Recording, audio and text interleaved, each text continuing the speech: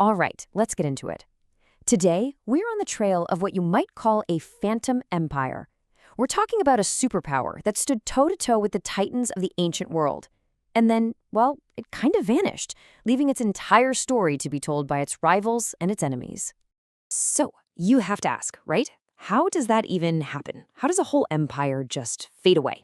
We're going to try and answer that by digging into the story of the Medes, a civilization that, for one brief, shining moment, was one of the most powerful on Earth, an empire that helped bring down another, but left almost no trace of its own voice. And really, that's the core mystery here. This is the central paradox of the Medes. Think about it. They were a key player in destroying the Neo-Assyrian Empire, the most feared, brutal military machine of its time, and yet they left behind no chronicles, no king lists, no epic poems celebrating their own victories. Nothing. Their story is told almost completely by other people. To piece their story together, we're going to have to become historical detectives. Seriously, we'll be sifting through Greek legends, Babylonian chronicles, and Assyrian war records, trying our best to separate myth from what might be fact, all to get a glimpse of this phantom empire. Okay, so our investigation starts with the man who supposedly pulled all the scattered Median tribes together into one nation, a guy named Deioces. And for his story, our main, and I mean main, witness is the Greek historian Herodotus. Now, according to Herodotus, the land of Media was just pure chaos. But there was this one man, Deioces, who got this incredible reputation for being a fair and just judge. People came from all over to have him settle their disputes. And then, one day, he just quit, saying he was done with it all. Well, lawlessness came roaring back, and the Medes basically begged him to be their king.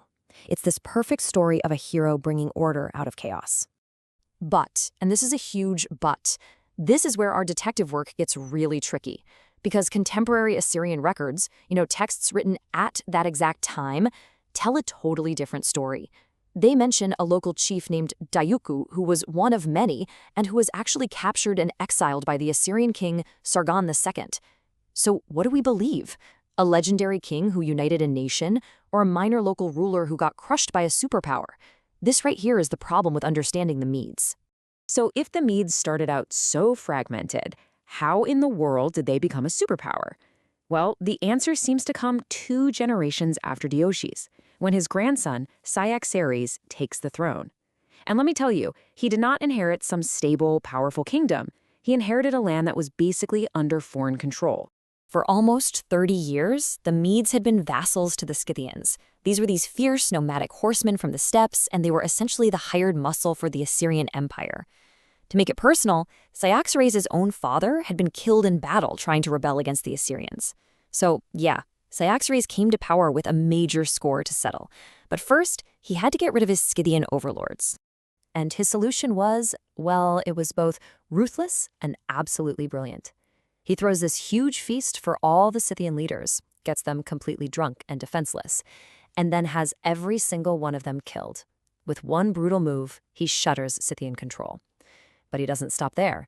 He immediately starts overhauling his army, getting rid of the old tribal militias, and building a professional, state-of-the-art fighting force. And the irony?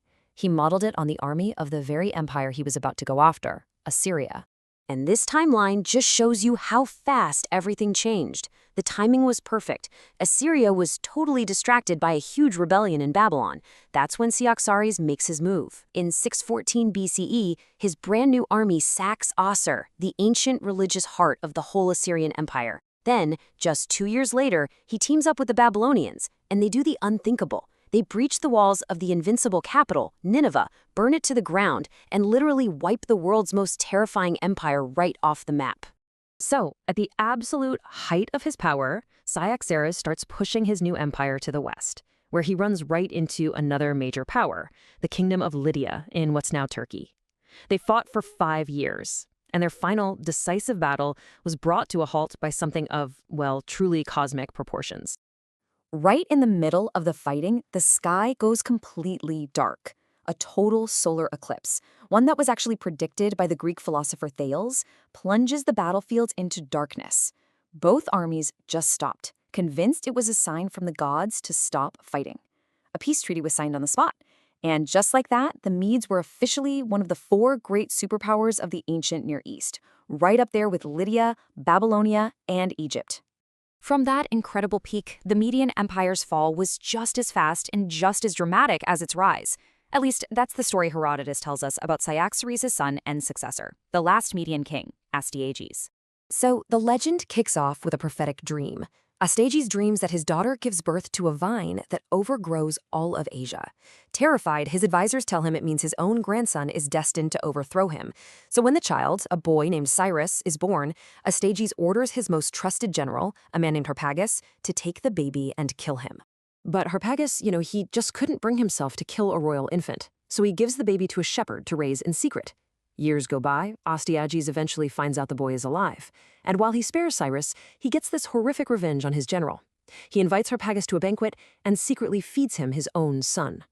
Harpagus, filled with this cold desire for revenge, waits for decades until Cyrus is a grown man, and then he secretly contacts him and pushes him to lead the Persians in a rebellion against his own grandfather.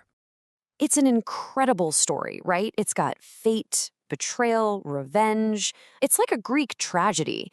But once again, when we look at a source from the time, we find something very, very different. The Nabonidus Chronicle, which is a Babylonian text, has no mention of any of it. No dreams, no murdered children, no vengeful general. Its description of the event is incredibly blunt. It just says that when King Styges marched out to fight Cyrus, quote, his troops mutinied and delivered him to Cyrus. One story is an epic drama. The other is a simple, straightforward military coup. So, if the Median kingdom rose so fast and fell so suddenly, what did this phantom empire actually leave behind? Did it just poof disappear into thin air? No, not at all. The Medians weren't wiped out. They were absorbed. They were merged. Cyrus the Great, the guy who conquered them, was probably part Median himself through his mother. He brought Median nobles into the highest levels of his new government. The fancy, elaborate court ceremonies the Medes were famous for, they became the blueprint for the Persian court. In fact, to outsiders like the Greeks, the Medes and Persians were so intertwined, they often used the names interchangeably. The Persian Empire was built directly on the political, cultural, and military foundations of the Median kingdom. And all of this, the story of the Medes, it forces us to ask this really fundamental question. What is history? Is it what really happened, or is it just the version of the story that happens to survive? Without their own words to tell their tale, the history of the Medes becomes this distorted reflection we see in the records of others. A dramatic Greek legend over here, a dry Babylonian chronicle over there. They were a people who absolutely changed the world. But their story is this powerful reminder that so often, history is just a puzzle, pieced together from the biased, broken fragments that other people decided to leave behind.